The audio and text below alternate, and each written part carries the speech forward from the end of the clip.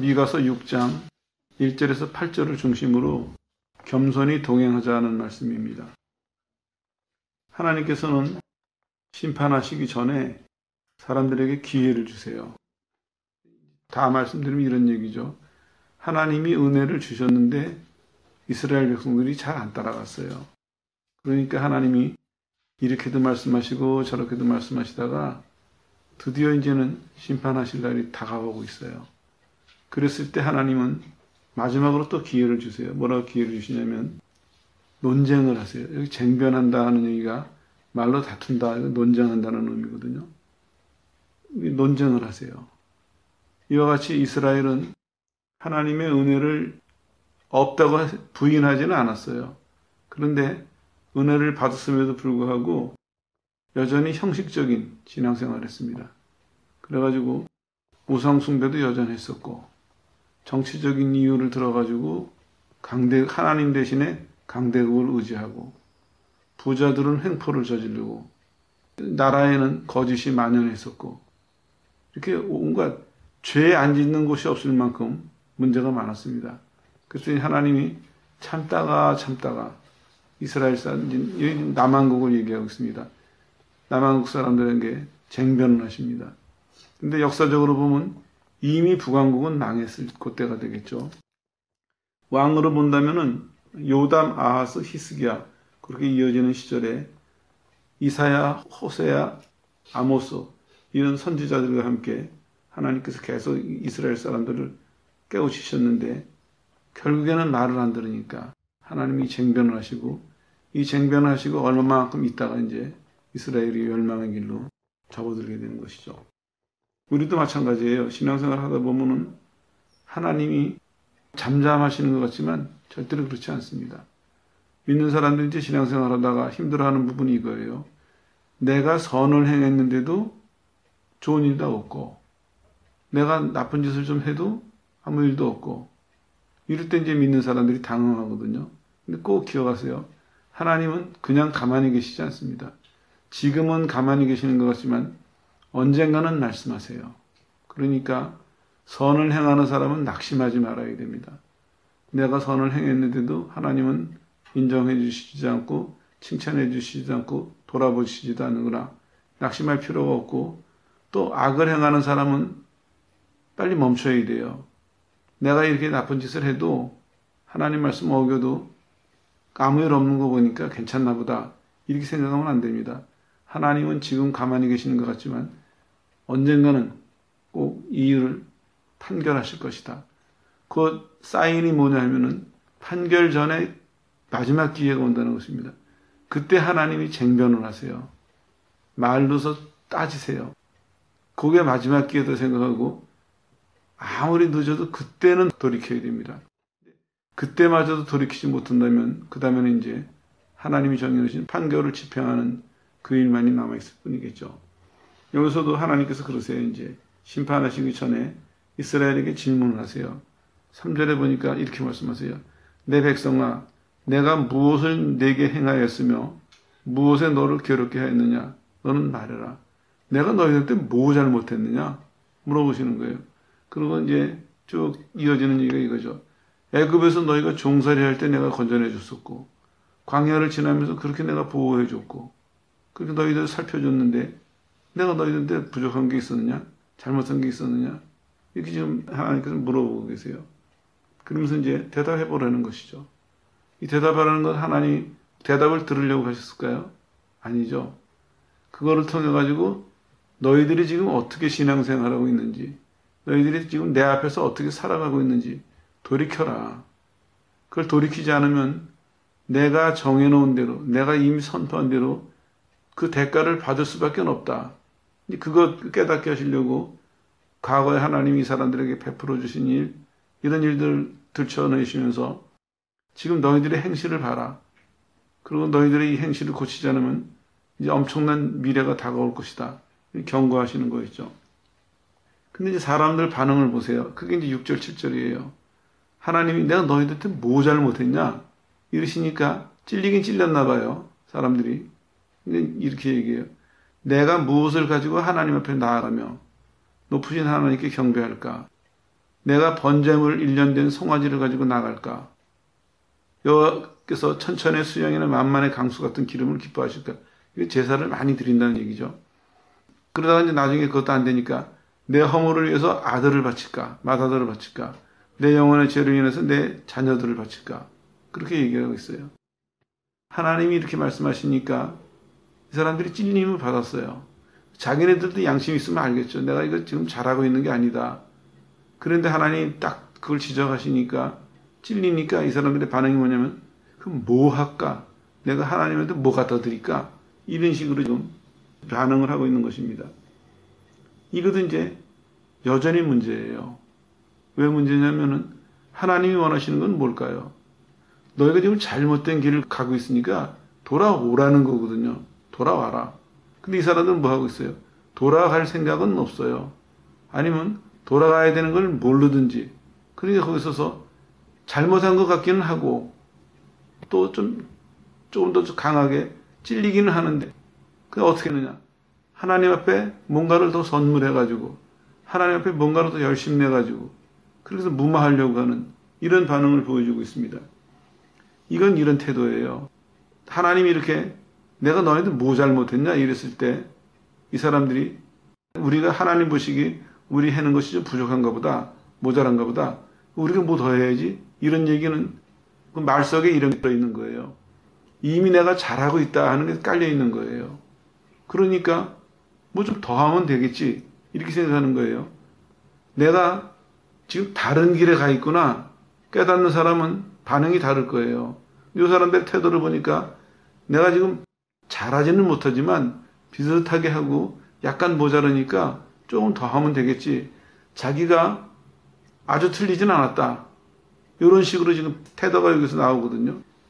교인들 중에서 그런 사람들 가끔 있어요. 잘못하면요. 성경도 보고 기도도 해요. 헌금도 하고 봉사도 하고. 근데 이거는 하나님 질문을 잘 이해하지 못한 사람이에요. 평상시 신앙생활을 보면은 내 맘대로 믿는 사람이에요. 하나님이 너 틀렸어. 너 그렇게 하지 마라. 이렇게 말씀하시는데 모자른가 보다. 더 해야지. 이렇게 반응하거든요. 진짜로 이 사람들이 하나님 중심으로 믿고 살았다면은 하나님께서 잘못을 지적하실 때 내 길이 잘못됐다고 인정을 한다면 그럼 우리가 어떻게 해야지? 하나님 어떻게 해야 됩니까? 이렇게 내 것을 버리고 하나님의 것을 바라보는 하나님의 것을 구하는 이런 태도가 돼야 되거든요. 이 사람들은 그게 아니었어요. 못 고치는 것입니다. 하나님이 이제 선지자를 보내서 가르쳐 주세요. 8절에 이렇게 말씀하시죠. 선지자의 가르침이 뭐냐면 사람아 주께서 선한 것이 무엇이님을 내게 보이셨나니 여호와께서 내게 구하시는 것이요. 쭉 얘기가 나와요. 근데 선지자가 이 말을 해요. 하나님이 너희들에게 보여주셨다. 무슨 얘기냐면요. 보이셨나니 하는 얘기는 하나님이 너희들에게 정답을 정면에다가 세워놓으셨다. 이런 얘기예요. 그럼 지금 이 사람들은 어떤 것입니까? 정상적이라면 정답을 지금 보고 있어야 돼요. 왜냐하면 하나님이 이 사람들 정면으로 정답을 세워놓으셨거든요. 보이셨느냐 하는 게 그런 뜻이에요. 정면에서 보이다 하는 얘기거든요. 하나님은 선지자를 통해서 말씀하고 계세요. 내가 정면에다가 세워놨다. 뭘 세워놨냐면 하나님 보시기 선한 것이 무엇인지 하나님이 그들에게 구하는 것이 이거는 하나님이 그들에게 명령하시는 것이 요구하시는 것이 바라는 것이 찾는 것이 무엇인지 정면에서 세워놓으셨다는 거예요. 그러니까 무슨 말씀입니까? 그거 보고 하나님이 답을 보여주셨으니까 그 답에 맞는 것을 갖고 와라. 그 답에 맞는 것을 취하라. 이런 말씀을 지금 하시는 것이죠. 그렇습니다. 우리도 신앙생활하다 보면은 이거 합쳐서 말씀드리면 이런 얘기예요. 여러분들도 살다가 보면은 이거는 결정적인 순간이 와요. 내가 잘못할 때 하나님이 내 양심을 찌르시거나 아니면 다른 사람을 통해서 말씀하실 때도 있고 직접 말씀하실 때도 있고 또 살다 보면 내 스스로 이러지 말아야지 이러는 경우도 있고 아니면은 조금 더 나아져야지 어쨌든 지금 현재와는 뭔가 달라져야지 하는 그런 감동이 있을 때, 그런 충동이라는 단어가 안 좋아서 사용하지 않으려고 그러는데, 그런 움직임이 내 마음에 있을 때, 그때 이제 조심해야 돼요. 뭐냐면은, 그때 진짜로 돌이키려고 하는 사람은 하나님이 제시하시는 것을 바라봅니다. 또 다시 말씀드리면, 하나님이 제시하시는 것을 보면서 움직여야 돼요. 근데 대부분 사람들 보면은, 그냥 본인 생각에 옳은 대로 그냥 쭉 가요. 일반적으로 많은 사람들이 그러고, 그 중에 혹시 몇몇 사람들은 가다가 이게 아닌 것 같은데 좀 바꿨으면 좋겠다 하는 경우는 있어요. 근데 문제는 뭐냐면, 왜 못 돌아오냐면, 거기서 하나님이 보여주신 것을 보는 것이 아니라 자기가 또 다시 좀 더 나은 것을 생각해요. 자기가 좀 더 좋아 보이는 것을 생각해요. 어떻겠습니까? 방향은 여전히 본인이 원하는 방향을 가고 있는 거예요. 그러니까 하나님이 원하시는 길로 못 들어오는 거죠. 하나님은 그렇게 말씀하세요. 구약에 보면은 내 길과 너의 길은 다르다. 우리가 늘 깨달아야 될 것이 하나님과 우리 길은 달라요. 내가 만약에 하나님의 길을 보고 그 길로 옮겨가지 않았다면 나는 여전히 하나님과 다른 길을 가고 있는 거예요. 비슷하게 가는 것지만 이거는 만나지 않는 영원한 평행선입니다. 내가 절대로 저 길로 올라설 수 없고, 그렇다면 결국에는 이 결과가 절대로 하나님이 원하시는 길에 따라가서 맺어야 될 열매는 못 맺는다는 결론이거든요. 이거를 인정해야 돼요.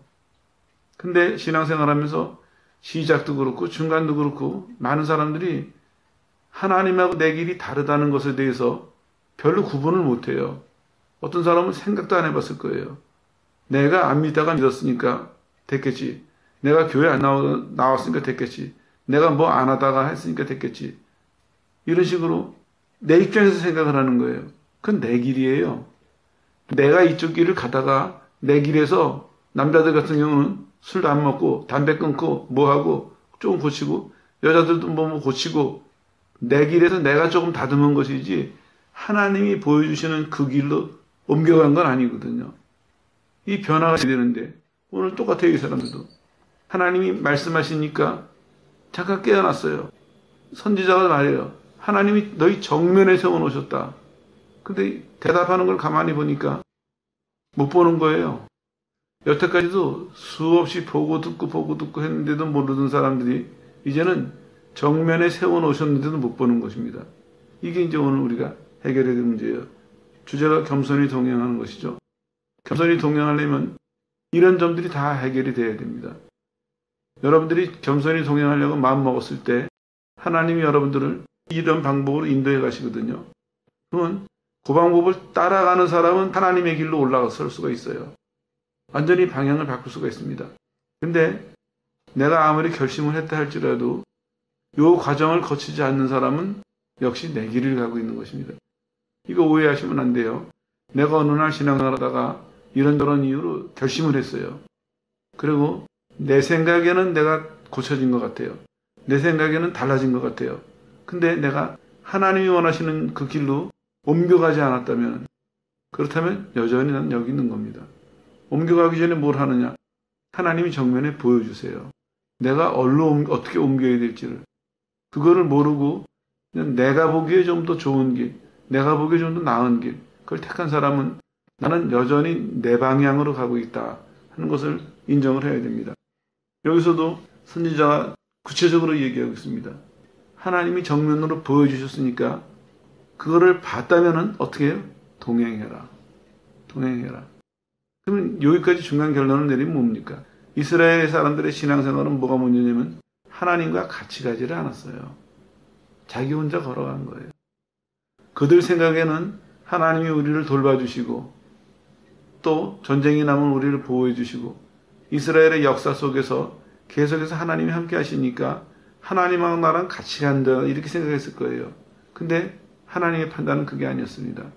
너희랑 나랑은 같이 가는 게 아니다. 이 동행한다는 것은요, 겉만 같이 손붙들고 가는 게 동행이 아닙니다. 동행한다는 얘기는 같은 생각을 하고 같은 목적지를 향해서 같이 걸어가는 것입니다. 그러려면 결국엔 뭐가 있어야 됩니까? 교제가 있어야 되거든요. 서로를 알아야 돼요. 서로를 알아서 생각이 같아지고 마음이 같아지고 그러면서 같은 방향으로 걸어가는 것이거든요. 근데 이건 싹 없어요. 싹 없고 뭐 우리나라 뭐 일 있을 때 하나님 우리를 돌봐주시고 우리 가정에 일 있을 때 돌봐주시고 개인적으로 일 있을 때 응답해 주시고 이게 동행이 아니냐? 이거는 내 혼자 착각하고 있는 것입니다. 그건 동행이 아니에요. 그러다가 이것을 고친 사람들은 살아났고 못 고친 사람들은 망했어요. 이게 역사의 증거입니다. 하나님의 방법은 늘 동일합니다. 하나님은 우리를 구원하시고 또 은혜를 주신 다음에 구원받을 때도 그렇고 살아갈 때도 마찬가지입니다. 계속 우리에게 말씀하세요. 그러다가 말씀하시다 때가 되면은 하나님도 끝나는 날이 있거든요. 그때 하나님이 마지막으로 경고를 하세요. 마지막으로 기회를 주시는 것이죠. 그때 이제 그때라도 돌이키면 이제 다행이에요. 여기서도 보니까 선지자가 분명히 얘기하고 있습니다. 하나님이 너희들 앞에 딱 세워놓으셨는데 그거를 봤다면은 동행해라. 이런 얘기입니다. 나머지 시간에는 이 방법을 말씀드릴게요. 그러면 동행을 어떻게 하느냐? 우리 주제가 겸손히 동행하자인데 첫 번째로는 하나님이 이 사람들에게 보여주신 것이 뭐냐? 정의를 행하며 이렇게 말씀하고 있습니다. 정의를 행하며. 이거 깊이 생각해 봐야 될 내용이에요. 왜 그러냐면 이스라엘 백성들은 정의롭지가 않았습니다. 하나님이 이 사람들을 구원해 내신 다음에 광야에서 율법을 주시고 인도하신 내용을 쭉 살펴보면은 하나님 앞에서도 정의로워야 되지만 사람 사이에서도 정의로워야 돼요. 장사하는 사람은 저울을 속이지 말아야 되고 아주 세밀하게 말씀하고 계세요. 권력을 가진 사람은 일반 사람들을 함부로 대하지 말아야 되고 정의로워야 된다. 세밀하게 말씀하고 있으시거든요. 근데 이 사람들은 시간이 지나가면서 정의롭지를 못했습니다. 조금씩 벗어나기 시작을 했어요. 이제 남의 얘기면 실감이 안 나시니까 현대로 설명을 해드릴게요. 신앙생활 하다 보면은 교회 안에 그런 사람들 참 많이 있어요. 어떤 사람들이냐면은 특권의식이겠죠. 예를 들면 이런 거예요. 신앙생활 하는 가운데 살다가 보니까 법은 분명히 이래요. 그런데 내가 이걸 어기거나 걸렸어요.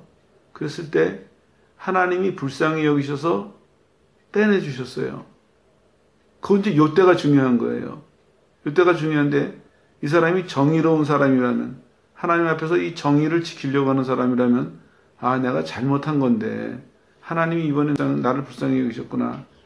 물론 감사하죠. 하나님께 감사할 뿐만 아니라 그 감사가 오히려 다음에는 진짜 조심해서 정의로워야지. 요렇게 해야 정의로운 거거든요. 근데 교회 안에 보면은 안 그런 사람이 너무나 많아요. 어떻게 이해하냐면요. 아유, 하나님 은혜로 잘 빠져나왔다. 그리고 그때 감사함이 넘쳐서 교만해져요.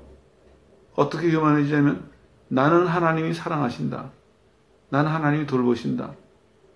그러고는 점점 멀어져요. 마음속에 은연중에 그런 일이 하나 둘 쌓이면서 나는 좀 잘못해도 하나님이 봐주셔. 이런 게 깔리는 것 같아요.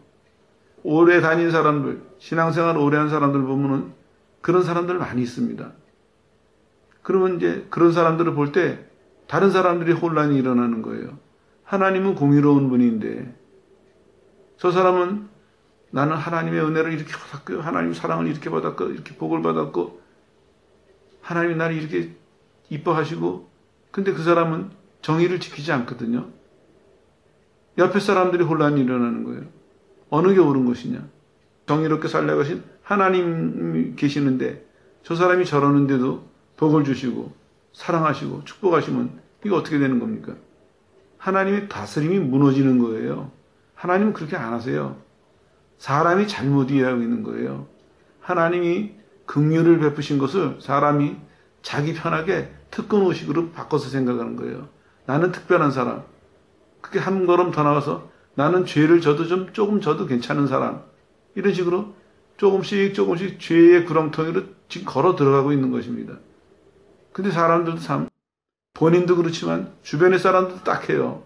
그 사람의 그 얘기를 들으면서 걱정해야 되는데 걱정보다는 그 사람이 받은 결과 어휴, 잡혀갈 뻔했는데 안 잡혀갔네. 벌금 낼 뻔했는데 안 냈네.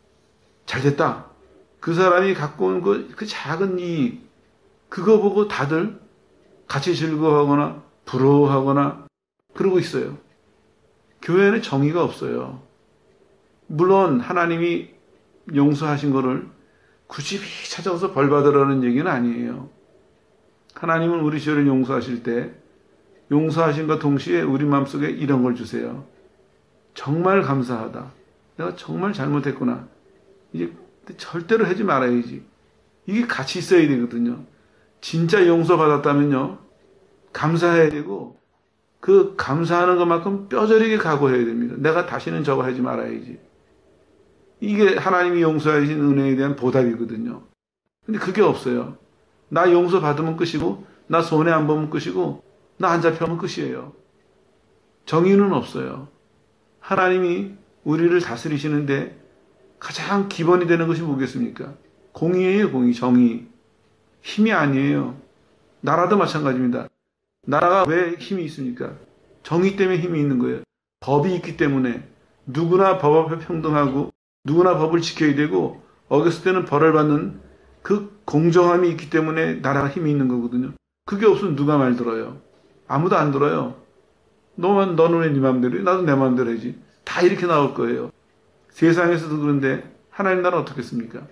하나님이 우리를 통치하시는 가장 기본이 공의입니다. 공의. 그래서 하나님을 본 사람들이 다 무슨 얘기를 해요? 공의로운 하나님. 하나님의 그 공의의 보좌 앞에서, 공의로우신 하나님 앞에서 내 모습을 보고 그 하나님의 공의와 내 잘못과 이 두 개가 합쳐지는데 하나님의 사랑으로 이게 합쳐질 수 있구나 한 그 감격이 너무나 감사해서 평생을 죄를 멀리 하려고 어떻게 해서면 죄를 안 지려고 노력하는 이런 결과가 나오는 것이거든요. 지금 하나님 분명히 말씀한 것이에요. 정의를 행하여 내가 너희들에게 분명히 보여주지 않았느냐. 정면으로 너희 앞에 세워놓지 않았느냐. 정의를 행하는 사람을 내가 복을 주고 정의를 행하지 않는 사람은 벌을 주고 너희 주변에서도 하루에도 몇 명이 일어서고 몇 명이 쓰러지고 매일매일 하나님은 역사하고 계세요. 우리는 그 사람들을 보면서 때로는 우리가 손가락질하고 비난하고 우리가 그 사람들을 정죄하기도 해요. 그러면서 우리는 정의에 대해서 눈을 감고 있습니다. 이게 우리의 현실입니다. 그거 축복 아닙니다. 본인이 하나님에게 그런 만약에 은혜를 입었다면 정말 각성해야 됩니다. 아, 내가 잘못했는데 하나님이 불쌍히 여기시고 봐주셨구나. 그런데 하지 말아야지. 그게 죄짓고 벌 받는 사람보다도 더 철저하게 각오가 돼 있어야 되거든요. 근데 그걸 만약에 이제 특별한 하나님의 섭리를 특권으로 이해한다면 그건 이제 타락의 지름길입니다. 이스라엘이 왜 망했습니까? 바로 그렇게 했어요. 자기네들이 잘못해도 하나님이 그 정의로우신 하나님이 봐주시는 것 같거든요. 그러니까 처음엔 무서웠겠죠. 근데 그러다 시간이 지나니까 살금살금 죄를 가까이 갔어요.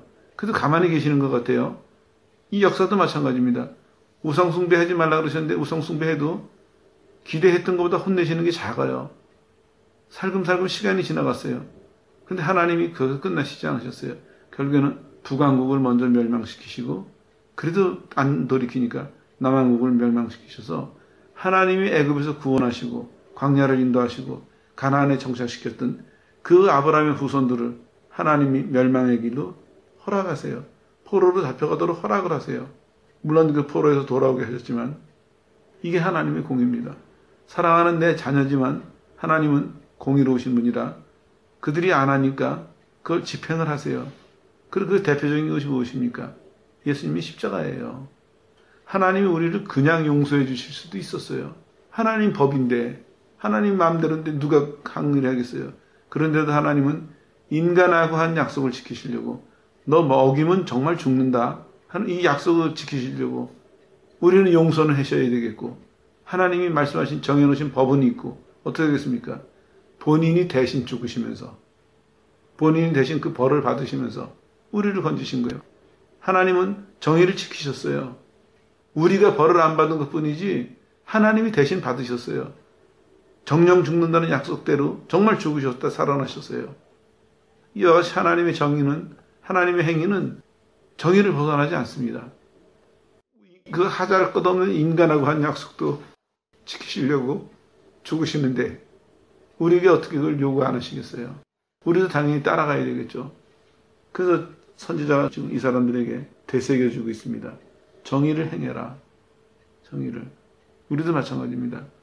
하나님이 여러분 양심을 찌르실 때, 아니면 여러분 마음속에서 내가 좀 새로워져야 되겠다, 좀 나아져야 되겠다, 이러지 말고 돌이켜야 되겠다, 이런 결심을 주실 때, 그게 하나님이 주시는 기회라고 여기세요. 하나님이 여러분에게 하시는 질문이라고 여기셔야 돼요. 너 계속 그렇게 살 거냐? 좀 나아질래? 계속 그렇게 살 거냐? 좀 돌이킬래? 그 기회라고 생각하세요. 그리고 그때 기억하실 게 공의를 세우세요. 정의로워져야 됩니다. 내 마음의 정의를 회복해야 되고 그것이 내 삶으로 실천되는 이게 첫 걸음입니다. 두 번째로는 이제 하나님이 인자를 말씀하고 계세요. 은혜와 자비와 친절, 사랑 이런 것들을 말씀하고 계세요. 인자를 사랑하고 사랑하라 이겁니다. 사랑해라. 이것도 참 우리가 할 얘기가 많죠. 하나님은 사랑하라 그러시는데 이제 내가 당분간 설교를 하려고 지금 생각을 하고 있어요. 진짜 우리 사랑 안 하고 살더라고요. 최근에 들어서는 부활절을 생각하다가 보니까 아주 계속해서 왕왕왕왕해요. 귀에서 사랑해라, 서로 사랑해라, 서로 사랑해라. 그리고 그 말씀을 하시니까 그때 깨달아져요. 진짜 사랑 안 하고 살았구나. 진짜 하나님이 우리에게 하신 말씀 중에서 중요한 말이 참 많이 있는데 돌이켜보면 우리는 그 중요한 말씀을 기억도 제대로 못하고 또 기억 못하니까 실천하는 것은 당연한 것이고 우리 신앙생활이 너무 참 형편없더라고요. 그저 예배 시간 안 빼먹고 예배 드리는 것으로 우리는 만족하거나 그 정도 해서는 안 됩니다. 시간이 갈수록 하나님 말씀하시는 것을 하나씩 기억하고 하나씩 지켜가면서 우리가 전반적으로 하나님이 원하시는 사람으로 세워져 가야 되거든요. 인격도 그렇게 세워져 가야 되고 생활 습관도 그렇게 세워져 가야 되고 삶의 열매도 그렇게 세워져 가야 되고 예수님이 어느 순간에서라도 하나님의 아들로서 하나님의 대리자로서 하나님의 뜻을 그대로 지키셨던 것처럼 우리도 하나님의 자녀답게 그렇게 살아가야 되는데 너무너무 부족하더라고요. 그 중에서 제일 많이 걸렸던 게 이거예요. 사랑해라. 그동안 우리는 죄짓지 말아라는 말씀만 강조를 하다가 보니까 요만한 거 하나 가지고 졌냐 안 졌냐 잘했냐 잘못했냐 이러고 살진 않았는가 하는 생각이 들어요. 하나님 오늘 다른 말씀하고 계세요. 사랑해라. 인자하고 자비롭고 친절하고 이 다 합치면 그 얘기입니다. 사랑해라. 인자하는 얘기가 사랑이라는 얘기거든요. 사랑해라. 사랑해라. 우리 신앙생활 보면 아마 하나님이 그렇게 평가하실지도 모르겠어요. 바리새인이나 너네나 똑같다. 너네 생각에 딱 굳어져가지고 바리새인이 그랬죠. 자기 생각에 굳어져서 자기 살아가는 방식에 굳어져서 아무것도 안 받아들였습니다. 돌처럼 단단한 사람들이었어요. 심지어는 예수님 말씀도 안 받아들였어요. 그래서 잘 믿는다고 생각했어요. 그 사람들은. 하나님 우리 그렇게 평가하실지도 모르겠어요. 잘 믿는다는 사람들이 남에 대해서는 피도 눈물도 없고 남에 대해서는 너무나 야박하고 남에 대해서는 너무나 매정하고 너무나 무정하고 옆에 사람에는 관심도 없고 옆에 사람을 위해서 희생이란 건 생각해 볼 수도 없고 우리 그렇게 평가하실지도 모르겠어요. 우리가 돌이켜야 됩니다. 우리가 성장하기를 원한다면 하나님 앞에 온전해지기를 원한다면 얘는 막 정보를 먹으러 다닐 것이 아니라 한 말씀 한 말씀 당장에 우리 앞에 보여주시는 말씀서부터 급할 거 없습니다. 많이 듣는다고 이게 많이 되는 것이 아닙니다. 한 말씀이라도 우리 발 앞에 놓여서 정면으로 보여주시는 것 그거 온 마음으로 받아들이고 온 마음으로 행하는 그런 사람들이 되어야 되겠습니다. 그때 하나님이 똑같은 방법으로 하실 거예요. 정의를 먼저 가르쳐 주시고 그 다음에 사랑하는 걸 가르쳐 주실 것 같아요. 왜냐하면 정의가 기초니까. 그 다음에는 하나님이 우리에게 원하시는 게 사랑입니다. 내가 하나님을 사랑하고 다른 사람들을 사랑할 때 그때 하나님 말씀도 다 지킬 수 있고 다른 사람을 하나님 말씀대로 대할 수 있거든요. 그리고 설명을 안 드린 것 같아서 지금 말씀드리는데요. 하나님을 너 목숨과 뜻과 힘과 이걸 다해서 하나님을 사랑하라 하는 그 얘기가 정확하게 번역되면 이런 얘기입니다. 너의 것으로 사랑하라 하는 얘기입니다. 남의 것 말고. 남이 남의 사상이나 남의 충동이나 남의 강요나 남의 눈치나 그런 거 말고 내 가진 거, 내 속에 있는 것으로 그거를 가지고 사랑하라는 얘기예요. 그래서 정확하게 번역하면 너의 온 마음으로, 너의 온 힘으로 그런 의미예요. 그게 이제 오해가 돼가지고 사람들이 그 구조를 잘 이해를 못하고 부담을 느끼는데 그게 참 어떻게 사랑해야 될지를 알려주는 참 쉬운 말씀이에요. 그겁니다. 내 것 가지고 사랑하라는 것입니다. 내 마음으로 사랑하고 내 힘으로 사랑하고 내 거로 사랑하라는 얘기예요. 그러니까 그 말씀을 듣는 사람은 어떤 생각이 들겠습니까? 이게 할 수 있는 거예요. 하나님이 누구 것만큼 수준을 말씀하시지 않으셨어요. 너가 가지고 있는 거 가지고 그거 가지고 해라 이런 얘기거든요. 여기서도 마찬가지입니다. 인자를 사랑하고 하는 말씀이 내 것을 가지고 이제 하나님 사랑할 뿐만 아니라 그 사랑이 다른 사람들에게 용서와 친절과 자비와 이런 것으로 나타나도록 행해라 이렇게 말씀하시는 것이죠. 그리고 이제 세 번째로 이렇게 말씀하세요. 겸손히 하나님과 동행해라. 이걸 일부러 끝에 말씀드리는 이유가 이겁니다. 이게 이 결론이 돼야 돼요. 겸손히 하나님과 동행해라. 오늘 주제가 겸손히 동행하자 했죠. 겸손히 동행하려면 하나님이 이런 과정으로 인도해 가세요. 우리 속에 이런 변화를 일으키시고 우리 생활에 이런 변화를 일으키세요. 이런 과정이 따라가야 이런 과정에 순종을 해야 우리가 오늘 목표에 도달할 겸손히 동행하는 삶에 들어갈 수 있다. 거기에 참여할 수 있다. 이런 얘기가 되겠습니다. 겸손히 동행해라. 이게 이제 오늘 핵심인 얘기인데 요령을 하나 가르쳐 드릴게요. 제가 성경을 보면서 깨달은 것이 그거예요. 겸손히 동행하라. 방법을 하나님이 이렇게 가르쳐 주시더라고요. 내 자신을 낮추라. 그겁니다. 내 자신을 낮춰라. 겸손히 동행하는 사람은요. 그걸 하길 원한다면 꼭 해야 된다면 이걸 꼭 기억하십시오. 자신을 낮추세요. 자신을. 이래야 이게 가능한 것입니다. 내가 나를 낮추지 않고 아무리 노력을 하고 아무리 더 어디 가서 신묘한 것을 발견해도 겸손히 동행은 불가능합니다. 딱 한 가지 방법이 있어요. 나를 낮추는 것입니다. 그러고 보니까 해석이 다 같더라고요. 뭐냐? 하나님이 겸손해라 하시는 말씀은 나보고 겸손하라고 하시는 거예요. 근데 이제 어떤 교인들은 또 이렇게 설교하면 끝나고 이렇게 기도하는 사람이 있어요. 하나님 내가 겸손하게 해주십시오. 그거는 잘못 이해한 사람이에요. 하나님은 내가 겸손이 뭔지 보여줬지, 겸손이 뭔지 가르쳐줬지, 그걸 내가 원하는 건지 다 알려줬지, 그러면 너가 해. 이런 말씀이에요. 하나님이 그거를 알려주시고 또 나보고 충분히 알려주셨기 때문에 이제 요구하시는 거거든요. 이제 행해라. 근데 그때 움직여야 되는데 그때 안 움직이고 겸손할 수 있는 힘을 주십시오. 겸손할 수 있는 지혜를 주시고 겸손할 수 있는 환경을 주시고 이건 안 하겠다는 얘기예요. 그렇게 믿는 태도 고쳐야 됩니다. 방법은 이거예요. 진짜 은혜를 받은 사람은요. 하나님이 겸손해라 하시면은 안 해본 거라 할지라도 본인 생각에 잘 못할 것 같다 하는 걸지라도 겸손해라는 그 말씀을 받아들이는 거예요. 믿음으로. 겸손해라는 말씀 받아들일 때 어떤 놀라운 역사가 일어나는 줄 아십니까? 겸손할 수 있는 힘이 와요. 겸손할 수 있는 지혜가 와요. 겸손할 수 있는 은혜가 와요. 근데 우리는 받아들이질 않아요. 마음속에. 받아들이질 않고 동등하게 서가지고 달래는 거예요. 자꾸. 하나님은 너 해라. 내 할게요. 마음을 바꾸기를 원하시는데 우리는 그러세요? 그럼 지혜도 주세요. 나한테 좋은 마음도 주세요. 뭐도 주세요. 그럼 내가 할게요. 계속 우리는 고집하고 있는 거예요. 이건 어리석은 겁니다. 이거 왜 이런 일이 생기느냐? 앞에 과정을 잘못 봤기 때문이에요. 자기를 안 버렸습니다. 쭉 지나면서 뭘 지금 깨달으셨어요? 하나님이 이스라엘의 문제를 들춰내시면서 하나님이 원하신 것을 보여주시면서 너희가 지금 잘못 가고 있다. 방향이 잘못됐고 목적이 잘못됐다. 일로 옮겨오라는 얘기거든요. 새 길로, 새 방법으로, 새 질서로 옮겨오라는 얘기입니다.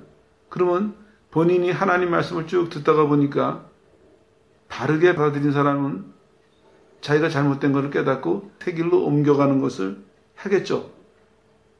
근데 여기까지 와서 이제 결정적인 순간에 봤을 때 이거를 모르거나 안 따라가는 사람은 지금까지 이걸 이해 못하고 잘못 따라온 사람이에요.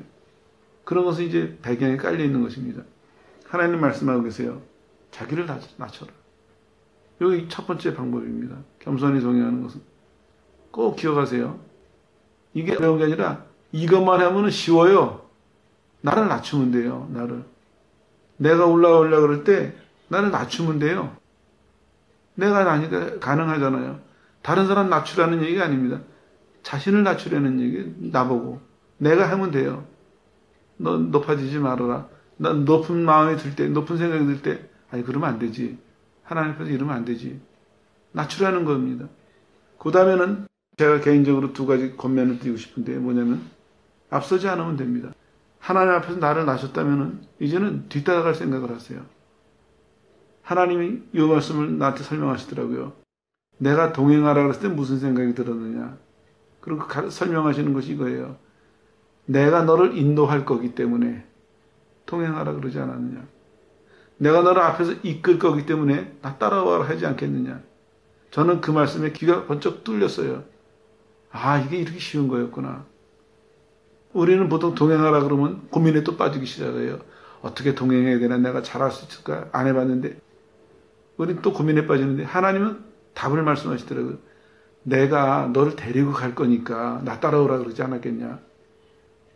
이게 비결이에요. 하나님이 우리에게는 무슨 말씀을 하시잖아요. 약속을 하시든지 명령을 하시든지 그러면 그 말씀 속에 답이 있습니다. 뭐 어떤 답이냐. 그거를 이룰 수 있도록 하신다는 약속이 들어가 있어요. 거든요. 하나님을 받아들이면 돼요. 나한테 겸손히 동행해라 하시는 그 말씀하시는 그 하나님을 이제 제가 하나님하고 동행하겠습니다. 그 하나님을 받아들이면 돼요. 그러면 그 하나님이 명령하신 대로 계획하신 대로 우리를 이끌어 가시거든요. 그 속에 이게 포함되어 있는 것입니다. 근데 하나님을 받아들이지 않으니까 내 마음으로 그 하나님한테 나를 맡기지 않으니까 그러니까 내 힘으로 따라가려고 하고 여전히 하나님하고 멀리 떨어진 채로 내 방식대로 따라가려고 하니까 신앙생활이 이게 어려운 거예요. 되지도 않고.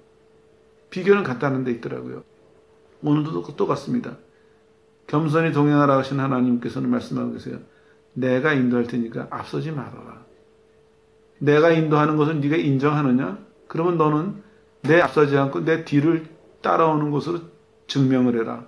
이런 말씀입니다. 쉽잖아요.